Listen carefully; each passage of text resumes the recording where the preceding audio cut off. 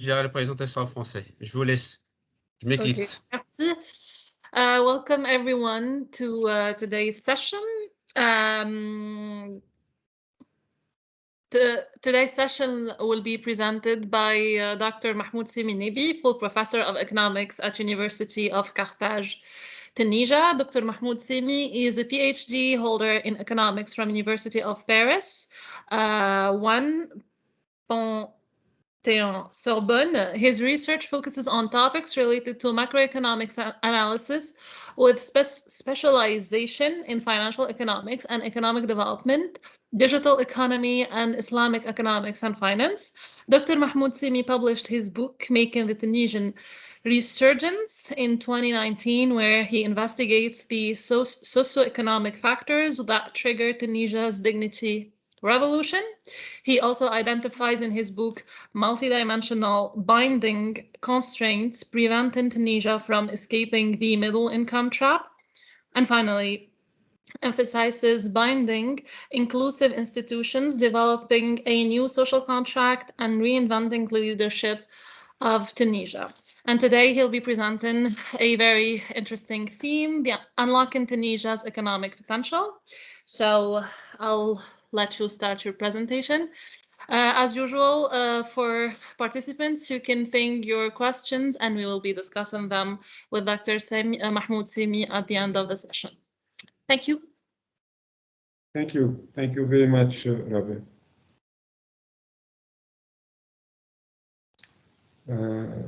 Sissemi, est-ce que vous souhaitez prendre la parole ou bien je commence? Non, allez-y, j'irai. Commencez, s'il vous plaît. Très bien. Merci beaucoup d'abord pour l'invitation.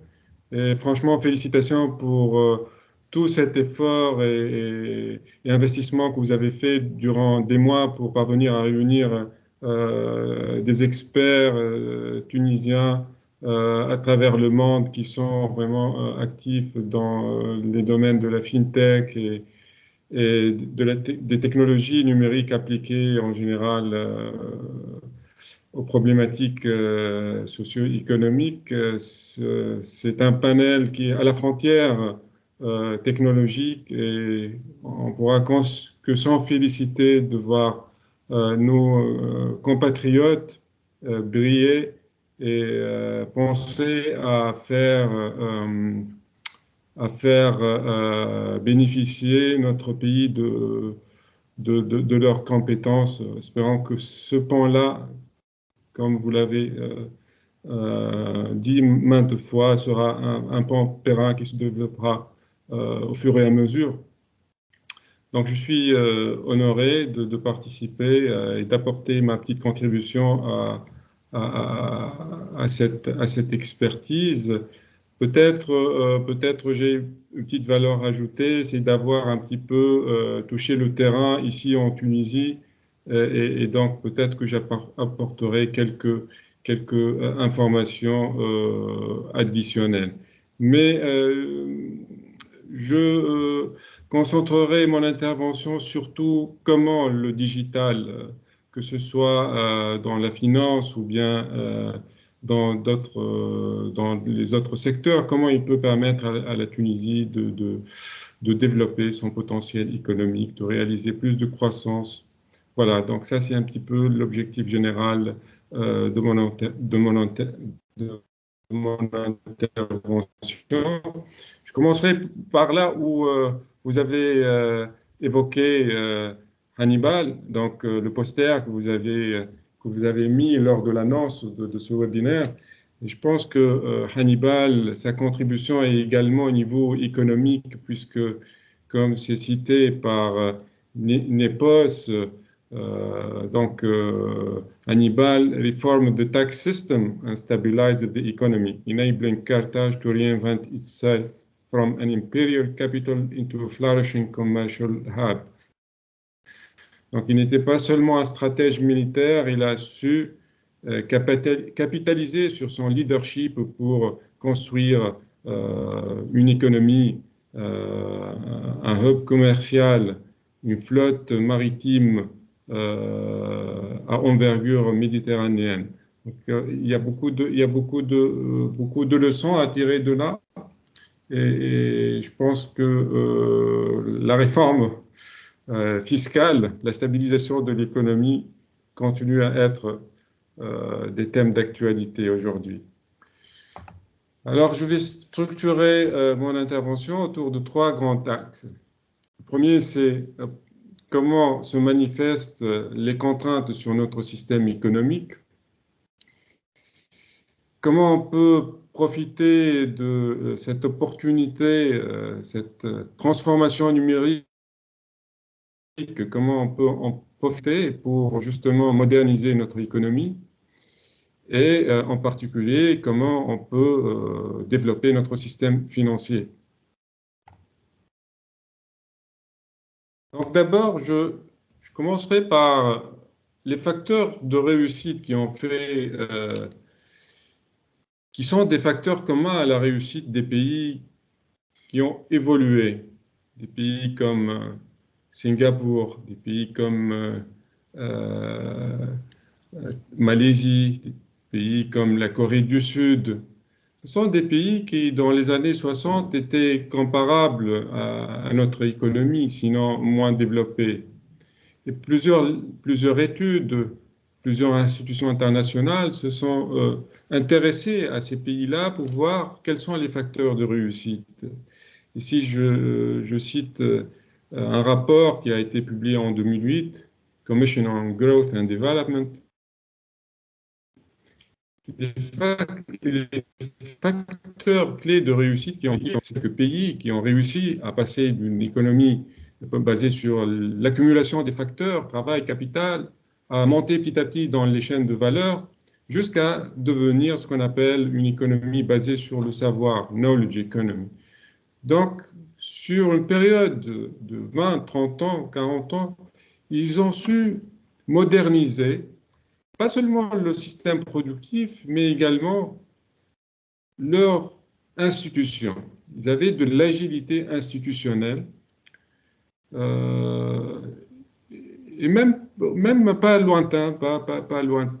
Dans les années 90, 97, 98, lorsque le Sud-Est asiatique, par exemple, a connu la crise majeure, c'était une opportunité justement pour passer à un niveau plus développé au niveau de leur institution pour limiter plusieurs conflits d'intérêts entre le système financier, les cables, instaurer plus de meilleure gouvernance. Cette crise-là était en quelque sorte une opportunité de rebondissement pour passer à un autre sentier de développement.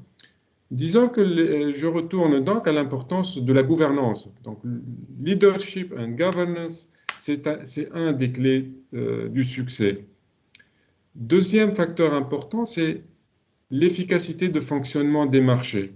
Donc, essayez, au fur et à mesure que vous développez, de limiter ce qu'on appelle les distorsions économiques. Donc, essayer de limiter les barrières à l'entrée, essayer de minimiser les asymétries d'information, le manque d'information, le copinage, essayer d'instaurer plus de transparence, les marchés publics, plus de transparence. Donc voilà, ça c'est un deuxième facteur important. Le troisième facteur, c'est d'avoir une vision et avoir un ancrage dans le long terme. Quel est votre projet pour ce pays-là? Et ça, c'est très important. Donc, des pays qui sont inscrits, même dans des réformes de leur système éducatif, sont inscrits dans la durée. Ils ont voulu développer leur système éducatif par sentier de plans quinquennaux, mais avec une stratégie de 20 ans, voire plus. Ceci est important, pourquoi? Parce que ça permet de mobiliser l'épargne nationale pour des objectifs de long terme. Ça permet une certaine continuité intragénérationnelle. Vous investissez pas seulement pour votre propre bien-être, mais également vous pensez à votre progéniture, aux générations futures. Donc ça, c'est très important. Il y a un projet pour le pays, donc il y a une mobilisation de l'épargne nationale, bien sûr de l'épargne extérieure également, mais l'épargne nationale était très importante et ça a permis de financer des investissements supérieur à 30, 35, voire 40% du PIB. Il y a une ouverture intelligente à l'économie mondiale, ouverture graduelle en fonction de vos points forts, en fonction de votre stratégie sectorielle, en fonction de vos avantages comparatifs que vous faites évoluer au fur et à mesure que vous développez. Et ce qui a caractérisé principalement les pays de l'Asie, c'est cette intégration régionale. Et donc, il y avait des leaders, il y avait le Japon, manifestement, il y avait des IDE, donc des firmes japonaises qui s'installaient dans la région, qui permettaient le transfert technologique. Et par la suite, on a appelé ça donc, the Flying G's Development Model, où il y a donc le leader, le Japon, et par la suite, il y avait les New Industrialized Economies, Singapour, Indonésie, Malaisie, etc.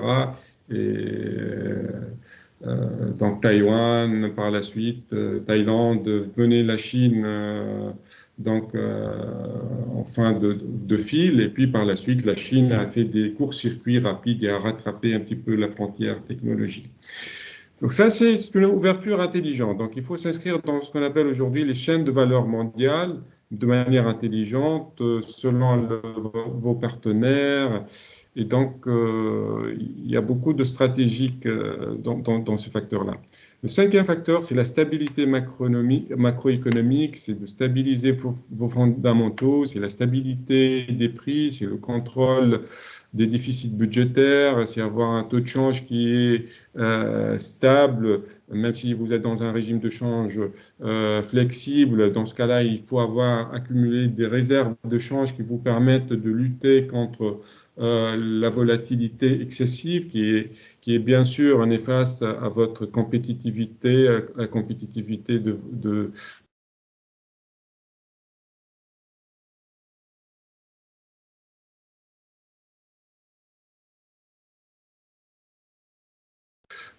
vos entreprises, surtout dans le cadre d'une concurrence internationale. Et donc, la stabilité macroéconomique est très importante.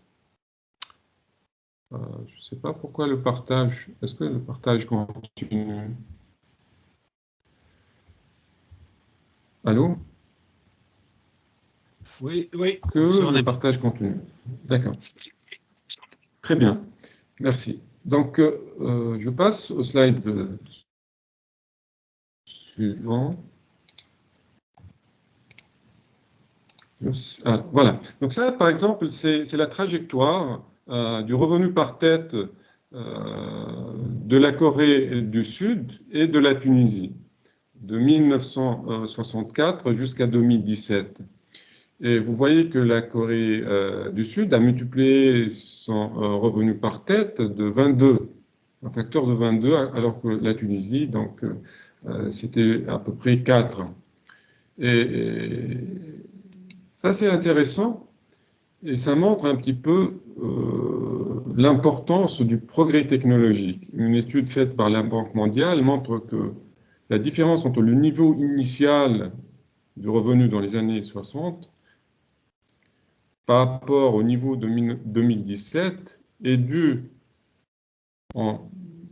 principalement 2/3 provient de ce qu'on appelle la productivité totale des facteurs. Alors que l'autre tiers vient de l'accumulation du capital et du travail. Donc, ce moteur-là est très important parce qu'il a permis à la Corée du Sud d'avoir annuellement, en moyenne, 2,5 points de croissance, en moyenne. Même durant les crises, même durant les périodes de difficulté, la productivité totale des facteurs ne baissait pas beaucoup. Ça peut atteindre 1%, mais vous allez voir que pour la Tunisie, par exemple, la productivité totale des facteurs n'était pas très présente, et après 2011, on a moins 1% d'après les calculs que j'ai faits.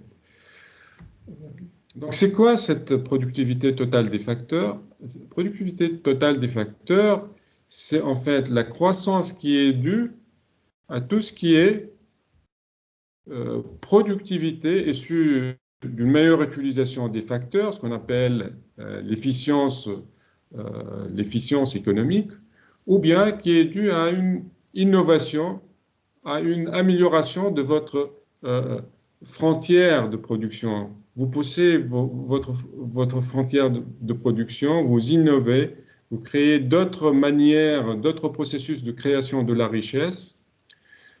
Ce sont les deux composants qui constituent la productivité totale des facteurs.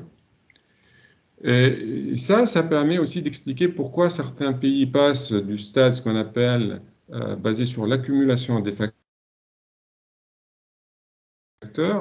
à un stade basé sur l'efficience, et par la suite, troisième stade, on parle d'économie basée sur le savoir, innovation driven.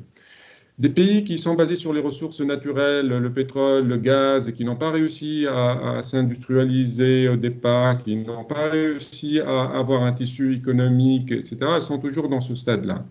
Des pays comme le nôtre, ils sont disons, à mi-chemin ici, voire ils sont dans ce qu'on appelle la trappe des pays à revenus moyens. Nous sommes un pays à revenus intermédiaires faibles. Il y a des pays à revenus intermédiaires élevés. D'accord? Et donc, des études récentes montrent que cette productivité totale des facteurs, comment elle est influencée? Par quelle politique publique? Okay, on peut la qualifier techniquement, comme je viens de le faire, mais quelles sont les politiques publiques qui peuvent la catalyser en quelque sorte? Et on a trouvé que la qualité du système éducatif et l'efficience de fonctionnement des marchés sont les deux facteurs les plus importants. Donc, je vous recommande de voir, par exemple, l'étude récente Kim et Loaiza, donc Productivity Growth Patterns and Determinants Across the World. C'est un document de travail de la Banque mondiale. Et donc, comme je vous ai dit, pour la Tunisie, durant 2001-2010, par exemple, on a réalisé 1,7% de croissance de cette productivité totale des facteurs en moyenne, alors que après 2011, c'était moins 1%, à cause des grèves, à cause des turbulences sociales, à plusieurs organisations, que ce soit dans le public ou bien dans le privé, ne fonctionnent pas de la même manière.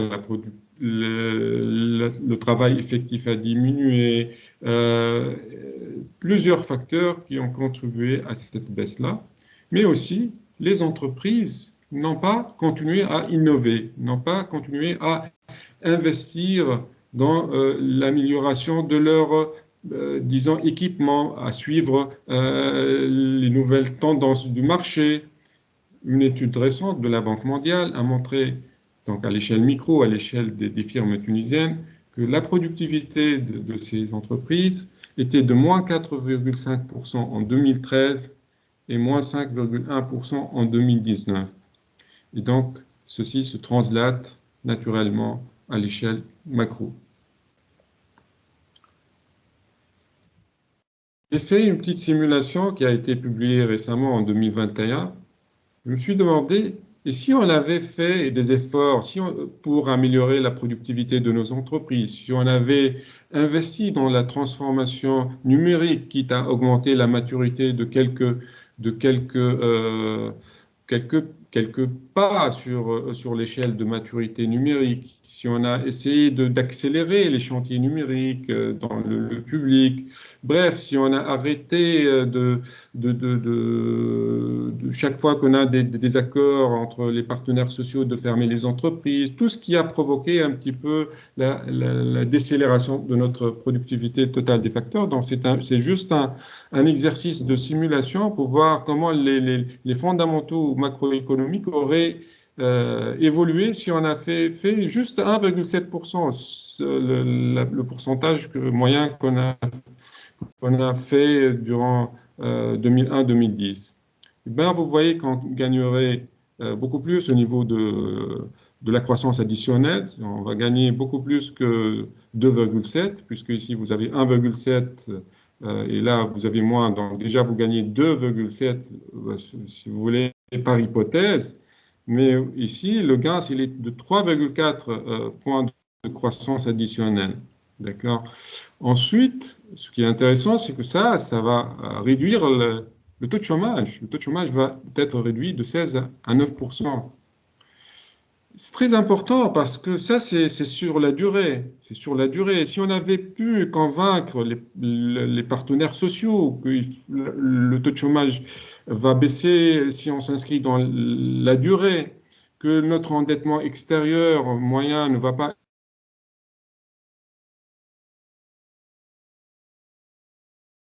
exploser, on ne va pas avoir 36% sur l'armée de la période, mais on va maîtriser ça. L'endettement intérieur va être de 16%.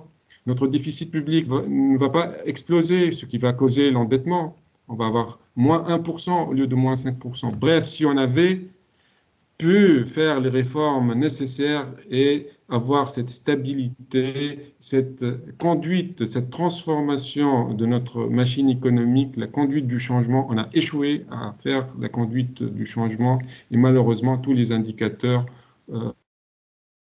économiques ont basculé dans le rouge.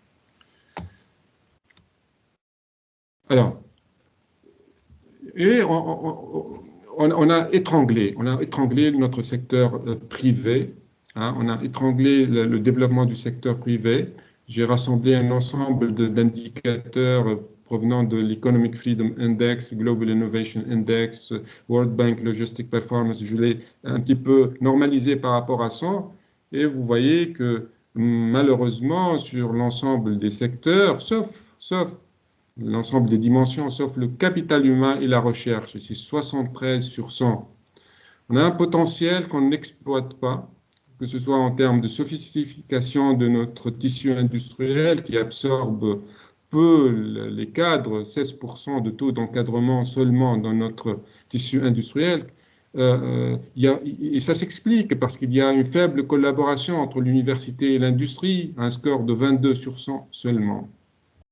Et pas seulement ça, mais aussi en termes de logistique, on a détruit notre un petit peu réactivité, notre performance logistique était moyenne avant 2011.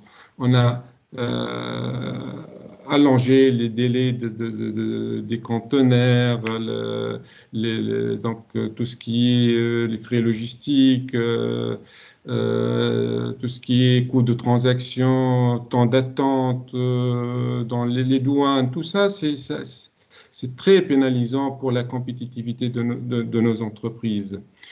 Chaque fois qu'il y a ces problèmes, pourquoi je m'attarde là sur ces problèmes-là? Parce que chaque fois qu'il y a ce genre de problème, le numérique, normalement, il peut faciliter à travers le blockchain, à travers le paiement numérique, à travers la traçabilité des processus. Donc, il y a vraiment des chantiers énormes pour justement essayer de cibler au moins des scores d'environ, disons, avoir 60 sur 100 au bout de 5 ans. C'est faisable.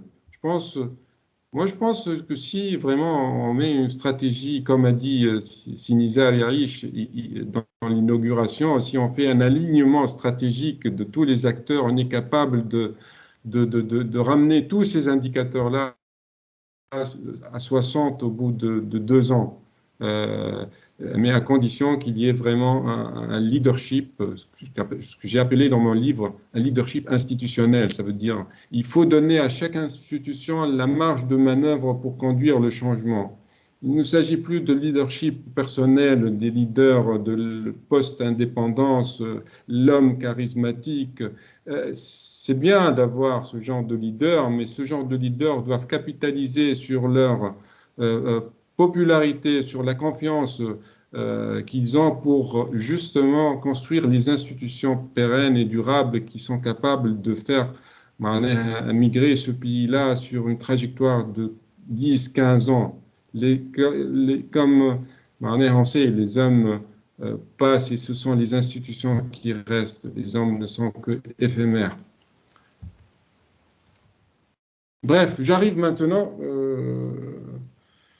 J'ai l'impression que je puise beaucoup de temps. Donc, Sissem, s'il vous plaît, faites-moi signe de combien il me reste afin que je me maîtrise, peut-être parce qu'il me reste quelques slides. Donc, Vous pouvez aller jusqu'à 18h20, donc Excellent, il merci. faut laisser un peu, un peu d'échange, hein. J'ai autorisé les micros, bon, oralement, les gens ils peuvent échanger avec vous, professeur Neb, directement, c'est plus sympa. Merci. Je vais essayer de m'arrêter à 18h, Voilà, 18h et quelques 18h05. minutes. Ouais, 18h05. Voilà, très bien.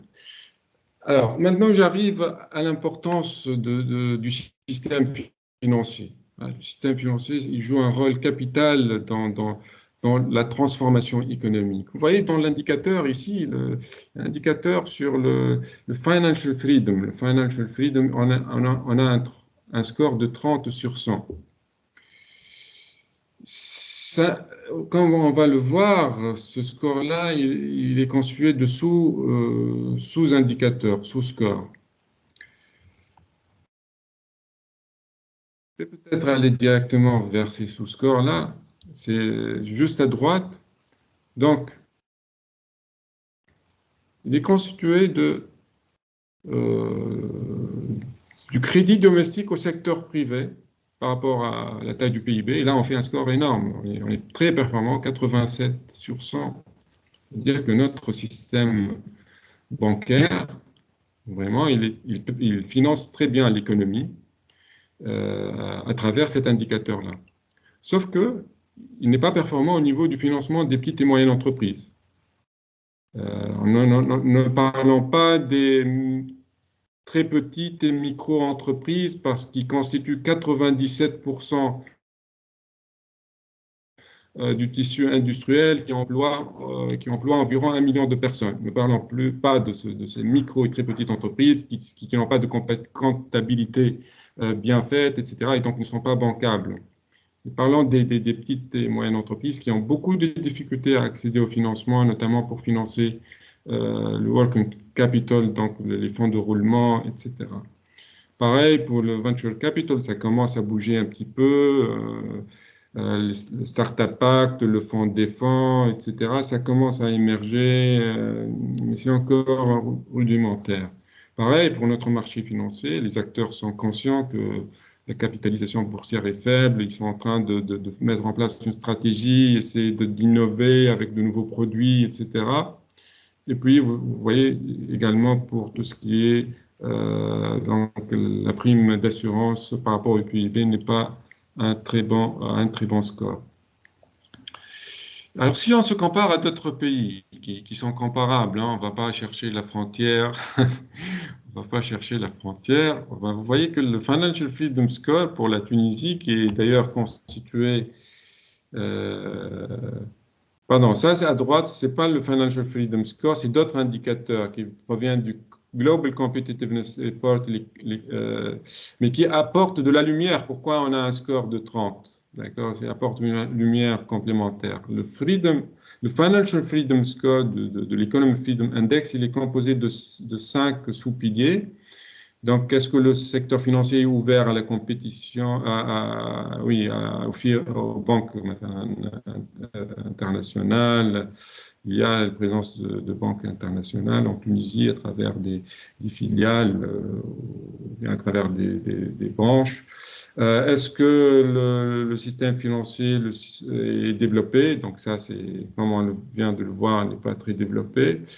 Government influence on the allocation of credit. Donc ça, c'est pas vraiment le cas en Tunisie. On n'est pas dans le cadre d'une politique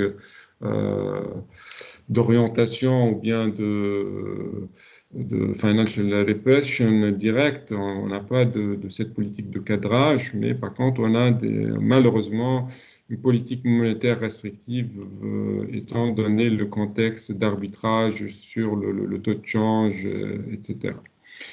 Et puis, on a, est-ce qu'il y a intervention de l'État dans le secteur bancaire? Ça, oui. Donc, on continue à avoir des banques publiques. C'est pas forcément une mauvaise chose, hein, mais est-ce que ça sert un petit peu les objectifs de développement du pays? Ça, c'est autre chose. Et puis, est-ce que la gouvernance, le cadre réglementaire des services financiers est bien ou pas? Et il y a beaucoup de critiques sur est-ce qu'on est vraiment en train d'appliquer. On a fait des progrès. On a fait des progrès au niveau de la réglementation, la supervision du secteur bancaire. Franchement, séparation entre conseil d'administration, entre le directeur. On a fait beaucoup d'avancées au niveau de le respect des normes prudentielles, mais on reste quand même un secteur assez fermé dans le sens où les barrières à l'entrée pour des produits alternatifs ne sont pas encore facilitées. J'en reviendrai. Alors, ici, on voit que pour des pays comparables, comme le Maroc, on cite toujours le Maroc aujourd'hui il est à 70, il a fait un progrès, il était à 30 en 2005-2006, aujourd'hui il est à 70. Il y a l'Égypte qui a progressé de 30, fait une petite oscillation et puis revenu à 50. Il y a Kenya qui est à 50. Et Kenya, c'est un exemple où justement la finance numérique à travers mobile payment, à travers le mobile banking a permis un développement assez intéressant. Je vais revenir à l'importance du système financier, quelques repères théoriques pour dire que le développement du secteur financier se mesure aussi par son degré d'inclusion. Finance has an impact on the degree of inclusiveness of economic development. Financial system influences who can start a business and who cannot, who can pay for education and who cannot, who can attempt to realize one's economic aspiration and who cannot.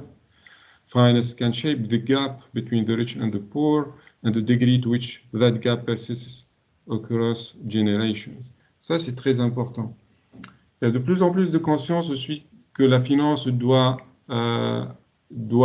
être ancrée à l'économie réelle, et qu'elle soit une force de catalysation du secteur réel, ce qui nécessite, d'après Freeman, un économiste de l'International Labour Organization, new institutions and modes of compensation.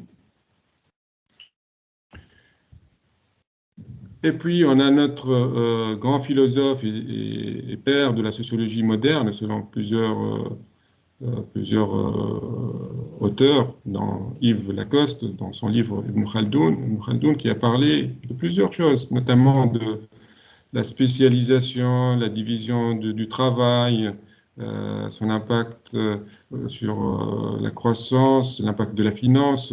Il a parlé il a développé même une théorie multidimensionnelle, comment les civilisations se développent et comment par la suite elles un petit peu s'éclipsent.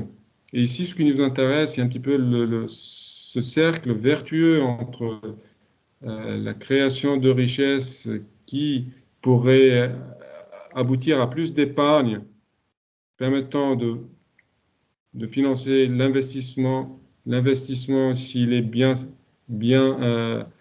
ciblé, peut permettre plus de développement, plus de richesse, etc. Mais ça, ce qui est intéressant, c'est qu'il parle des conditions nécessaires pour que ce cercle vertueux-là soit en marche. La sécurité, dans le sens global, sécurité des vies, mais sécurité aussi de la propriété, un faible taux de taxation, la division du travail et la spécialisation, justement pour que cet investissement soit productif, et puis donc un environnement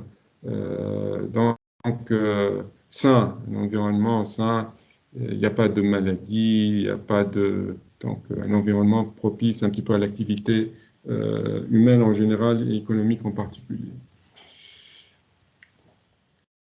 dire, on a l'impression qu'on est en train d'inventer des mécanismes, de nouveaux dogmatismes, et en fait, euh, l'économique fonctionnait avec des institutions qui, certes, n'étaient pas du même genre, mais ce qui a fait aussi l'apogée de plusieurs civilisations, notamment la civilisation musulmane lors de l'âge d'or, à travers le commerce, n'est-ce pas? euh, C'était aussi c'était aussi basé sur des mécanismes financiers, euh, sur la confiance. Donc ça, c'est très important. La finance, c'est un moteur de la croissance économique à condition qu'il soit ancré sur l'activité réelle et qu'il vraiment il permet aussi d'encourager l'entrepreneuriat, d'encourager ceux qui ont des idées, les talents, et que ce ne soit pas juste un relationship finance, ceux qui ont de la garantie, ceux que l'on connaît, ceux les moins risqués. C'est pour cela que après la crise de 2008-2009, il y avait une accélération du crowdfunding, il y avait une accélération de l'equity financing, il y avait plusieurs acteurs qui ont en quelque sorte émergé de manière endogène en capitalisant, et ça on l'a vu, en capitalisant sur ce qu'offrent ces technologies numériques, ce qu'offre la décentralisation des systèmes d'information, les DLT, le blockchain, etc. Donc, ils viennent perturber un système qui en quelque sorte, devient un obstacle à l'innovation. Et c'est tant mieux parce que ça profite à tout le monde. Ça profite à tout le monde. On a parlé avec Sissem l'autre fois, les grandes banques, maintenant, ils en profitent de l'agilité des startups, ils sont en train de se moderniser. Et donc, c'est en quelque sorte une disruption gagnant-gagnant. Et donc, il faut pas mettre des cloisons à l'innovation. Chaque fois qu'il y a des cloisons à l'innovation dans les pays en développement, il y a fuite des cerveaux, il y a fuite des talents qui sont attirés par d'autres écosystèmes more friendly, plus encourageants. Et ce qui fait la différence entre les pays, c'est quoi? C'est la concrétisation des idées. Ça, c'est Haussmann, l'indice de complexité de Haussmann. C'est justement, il est basé sur cette notion de complexité des produits qui est basée sur une agglomération sous forme de clusters ou bien sous forme de chaînes de valeur. Mais si les gens qui ont les idées innovantes et qui peuvent permettre à votre système de monter en gamme, d'améliorer les process, ne sont pas à l'intérieur, eh bien, comment vous voulez se développer? Je pense que c'est très important de voir que mettre des barrières, c'est pas dans l'intérêt général, même à moyen terme, parce qu'ils vont être disruptés. S'ils ne sont pas disruptés dans leur niche, ils vont être disruptés par des produits substituables, disons, ou bien par d'autres acteurs. Ça, c'est la carte de l'OCDE sur le brain drain, et ça confirme ce que je viens de dire. La Tunisie est parmi les pays les plus touchés. C'est plus de 20% des diplômés du supérieur travaillent dans les pays de l'OCDE. C'est pas en soi, c'est pas en soi catastrophique. C'est au contraire, si on le prend comme étant un signe de qualité de notre capital humain, c'est tant mieux. C'est tant mieux si aussi on réussit à en tirer les dividendes de tout l'investissement qu'on a fait. C'est davantage mieux pour le pays, surtout lorsque vous voyez que notre système éducatif est en crise, qu'on n'arrive pas forcément à renouveler cette élite-là et ces talents-là. Et donc, il y a un problème de gestion, en quelque sorte, du stock humain. Ceux qui quittent ne sont pas remplacés par par le même nombre de nouveaux entrants sur le marché. Et puis, il y a une accélération, malheureusement, ces dernières années. Bon, j'arrive à la transformation numérique. Bon, je ne pense pas que je vais apporter beaucoup de choses à ce qui a été dit, mais disons que la transformation numérique, ça devient un moteur important qui accélère la machine économique. On ne parle plus seulement de capital humain, de recherche et de développement, mais comme vous le savez, on parle de capital numérique, que ce soit capital numérique tangible, que ce soit capital numérique intangible. Il s'agit donc de sommes importantes qui sont en train d'être investies, qui sont en train de transformer les organisations, les institutions. Et d'après une étude je pense, de McKinsey, je ne sais pas citer ici, mais le capital numérique est source d'un tiers de la croissance mondiale, 2 tiers sous forme d'actifs numériques intangibles et 1 tiers sous forme d'actifs numériques tangibles. Et des projections montrent que ça pourrait constituer 25% l'économie numérique, hein, pas le secteur numérique seulement, mais tout ce qui est économie numérique, 25% du PIB mondial en 2026 contre 15% en 2016. La Tunisie a un secteur numérique très intéressant, avec beaucoup d'entreprises performantes qui exportent leurs services à l'extérieur. La contribution des services ICT dans le total des exportations des services a augmenté de 6% en 2010 jusqu'à 9% en 2017. Seulement, on n'en profite pas assez. On n'en profite pas assez et c'est dommage. Il y a une conscience en Tunisie sur l'importance du numérique, hein. Même dans le plan de développement 2016-2020, on a insisté sur les aspects relatifs au développement, à l'inclusion sociale, la création de l'innovation, de l'entrepreneuriat numérique, le e-government. On a lancé Smart Tunisia, projet très ambitieux. On a concrétisé le Startup Act justement parce qu'il y avait cette approche d'ouverture de l'administration sur les jeunes start-upers. On a créé donc le Smart Capital récemment, le fonds des fonds. Ça commence à bouger, ça commence à bouger. Il y a aujourd'hui plus de 500 startups qui sont labellisées. C'est vrai que peut-être il tarde à concrétiser, à se développer, mais il y a beaucoup de signaux positifs. Il faut toujours dire qu'il y a beaucoup de volonté, il y a de vrais entrepreneurs, il y a de vrais gens qui essayent d'être des forces positives dans la dynamique générale qui est une dynamique négative. Et donc il faut dire bravo à tous ces gens-là.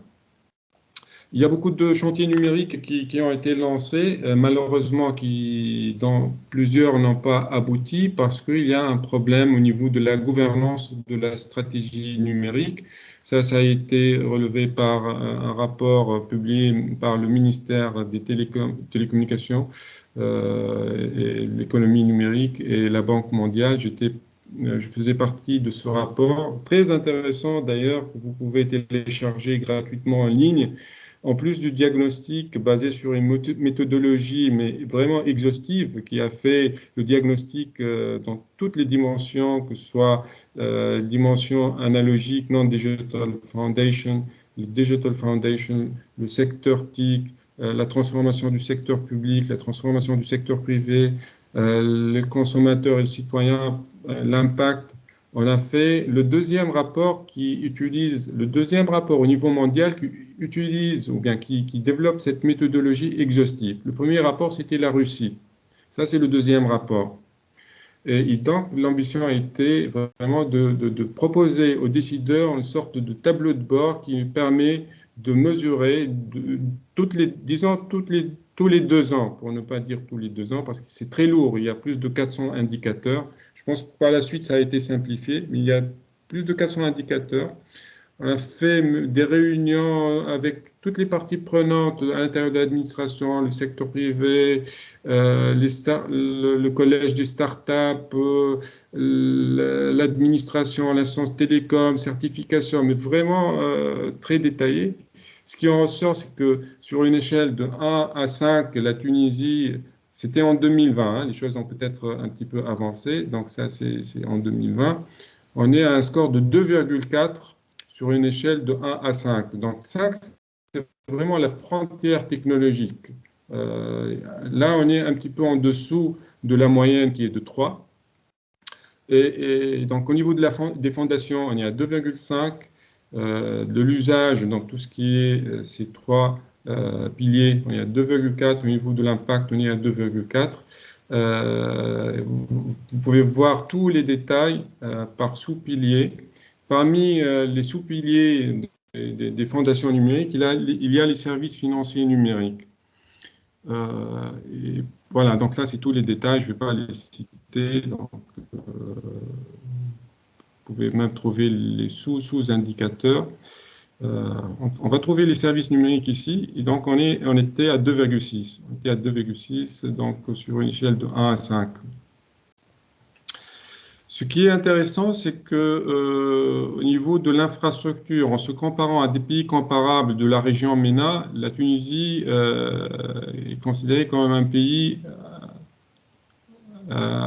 assez avancé par rapport aux pays MENA en termes d'infrastructure numérique, quoiqu'au niveau de tout ce qui est fibre optique, tout ce qui est région intérieure, il y a toujours la fracture numérique.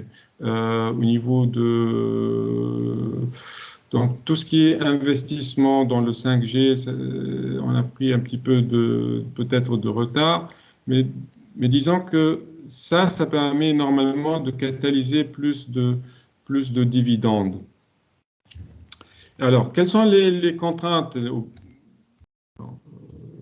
bien les priorités sur lesquelles il faut agir pour accélérer la transformation numérique de l'économie?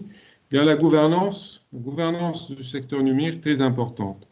Pourquoi? Parce que la transformation numérique, comme vous le savez, c'est des chantiers transversaux qui sont transverses à toutes les administrations, à tous les ministères. Et en Tunisie, on n'a pas cette capacité à conduire le changement intraministériel. Ça a été fait lorsque le régime était un régime autoritaire, lorsque les décisions sont vraiment prises à très haut niveau, et donc les administrations et les ministères, c'était parfois des forces de proposition, mais il n'avait pas ce problème de légitimité par rapport aux autres ministères. Le ministère des Télécoms, il avait en quelque sorte le feu vert. Aujourd'hui, ça se pose la question pour plusieurs projets numériques. Et donc, il y a 2 architectures qu'on a trouvées dans le monde qui sont réussies, ou bien mettre un fort leadership au niveau de la présidence du gouvernement, ou bien donner au ministère de la transformation numérique une légitimité transverse et qu'il chapeaute des commissions interministérielles et qu'il implique par la suite dans des commissions le secteur privé et les autres parties prenantes. Bref, il faut optimiser la gouvernance du secteur numérique, c'est fondamental. Par la suite, il faut aussi renforcer la compétitivité du secteur numérique, développer et surtout retenir les compétences numériques. Les entreprises tunisiennes ont des difficultés à retenir leurs compétences numériques, que ce soit ingénieurs, que ce soit des techniciens qui sont en train d'évoluer en termes d'expérience, mais aussi où les entreprises investissent en termes de formation, etc. Et puis, il y a l'accélération du développement des services financiers numériques. Ça, c'est une haute priorité vu l'impact sur le citoyen et sur l'inclusion financière. Favoriser le développement, tout ce qui est plateforme numérique et l'économie collaborative, et puis favoriser l'entrepreneuriat numérique et la recherche et développement. Pour toutes ces recommandations, allez-y. Oui, professeur Neb, il vous reste beaucoup de slides à passer ou on peut prendre quelques questions en échange avant de clôturer, de passer, la session d'après. D'accord. Je vous laisse finir, finaliser. Je préfère que je termine rapidement pour donner un petit peu le temps pour poser des questions. De toute façon, prenez votre temps. S'il n'y a pas de questions, je vois pas qu'il n'y a pas, enfin, je vois qu'il n'y a pas de questions. Je ne sais pas, Imen, il est en train de poser une question. Imen Ayari. Je voulais juste insister sur l'importance rapidement du mobile payment parce que comme notre système financier maintenant n'est pas très développé par rapport à l'accès à un compte bancaire, par exemple, donc il faut développer le M-Payment et tirer le leçon des meilleures pratiques à l'international. La Banque centrale commence à accompagner le gouvernement, tout ce qui est G2P, Government to People, donc Payment, les transferts directs. Sinizar, hier, il a parlé du Digital Wallet, le portefeuille numérique. On attend à sa généralisation, ça c'est très important. Il y a eu une annonce récemment que la Banque centrale est vraiment très engagée à tout ce qui est favoriser l'interopérabilité des systèmes de paiement, ça c'est très important. Parmi les expériences réussies à l'échelle mondiale en termes de lutte contre la pauvreté, c'est le Brésil. Le Brésil qui fait ce qu'on appelle des Conditional Cash Transfer Programs.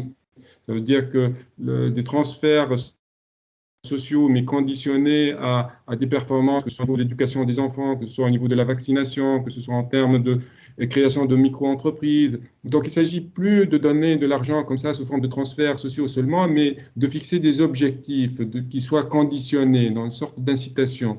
Il y a beaucoup d'expériences réussies à l'échelle internationale qui peuvent nous inspirer. Le crowdfunding, c'est très important. Il faut vraiment le libérer par des applications rapidement en Tunisie parce que c'est à la fois un potentiel de financement des micro et petites entreprises, c'est aussi un canal de solidarité sociale, il permet aussi de financer les entrepreneurs innovants, il permet peut-être de financer le commerce extérieur et Dieu sait combien les exportateurs, parfois ils ont des difficultés à financer le commerce. Donc, c'est très important, le paiement numérique, les expériences internationales, que ce soit dans la région MENA à gauche, que ce soit à l'échelle internationale, ils montrent que l'informalité, la corruption diminue lorsque vous réduisez le cash et nos décideurs sont conscients de ça, mais on attend que plus d'applications et plus d'impact sur le terrain. Il y a aussi des pays qui ont développé ce qu'on appelle les cash-in, cash-out networks dans les zones rurales.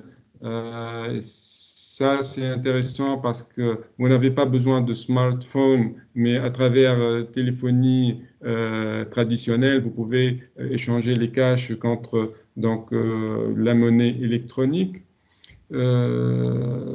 Ça, c'est un petit peu l'e-commerce en Tunisie, que ce soit à travers l'e-dinar ou bien le click-to-pay à travers les cartes bancaires. Vous voyez que la crise du Covid a permis une augmentation du nombre, que ce soit du nombre de transactions ici de 2 800 000, disons 2 900 000 à environ 5 millions de transactions. Ça, c'est en termes de sites marchands. Et ça, en termes de PIB. En termes de PIB, ça fait 0,31%. On est encore loin de la pire performance en Union européenne, qui est Malte. Malte, elle fait 0,8% de commerce électronique. Donc, 0,8% du PIB. La frontière, c'est le Royaume-Uni avec environ 10% du PIB. Je remercie ici le ministère du Commerce, plus spécifiquement la Direction du développement du commerce électronique, qui m'a fourni ces données-là. La Poste, c'est un établissement public performant en termes de services financiers numériques. C'est ouvert sur l'écosystème, c'est ouvert sur les institutions de microfinance, il s'est ouvert sur les opérateurs, il a développé beaucoup de services, il manque d'agilité. Il n'a pas l'agilité nécessaire. Une des propositions, c'est de permettre à la Poste de concurrencer, de créer sa filiale bancaire, d'avoir accès au refinancement bancaire et qu'elle rentre dans les mêmes règles de jeu que le secteur bancaire. Donc ça, c'est très important. On a un acteur public avec une motivation que j'ai vue dans le personnel, mais c'est une fierté nationale. D'ailleurs, elle a eu beaucoup de prix à l'international en termes, je crois qu'ils ont un programme de formation ouvert aux autres postes étrangers.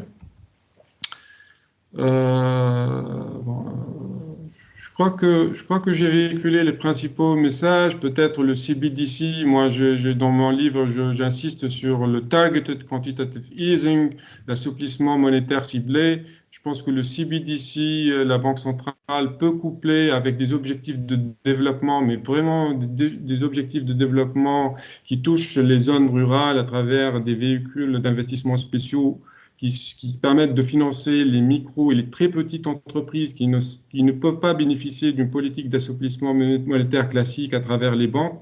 Je pense que dans ce cas-là, le CBDC, certaines études montrent que ce n'est pas forcément le bon timing pour les pays en développement. Moi, je pense que si le CBDC est couplé avec une politique monétaire ciblée visant les petites et les micro-entreprises, ça peut aider. Je termine avec ça. Voilà. Merci beaucoup pour votre patience. Merci beaucoup, à vous, pour cette très belle présentation. C'était très clair, en tout cas pour moi. Je remercie tous les participants qui étaient présents. C'était un marathon aujourd'hui, hier, surtout aujourd'hui. Merci, parce que merci à vous. Cette heure-ci. Il en reste encore une et surtout un peu la dernière avec Carthage, les grands de l'archéologie et de l'histoire en Tunisie. Je ne sais pas, il y a une petite question, une question qui était posée par Imen, je vais pas la poser telle quelle. Je ne sais pas si Imen, tu peux la poser directement. Tu m'entends, Imen? Elle a dit il faudrait peut-être s'inspirer de l'exemple de la Hollande où l'État orchestre et identifie les besoins et les terrains de jeu et laisse créer un écosystème de start-up dont la vocation est de répondre sur des besoins concrets, réels, real pains. Nous avons besoin d'un cadre et d'agilité.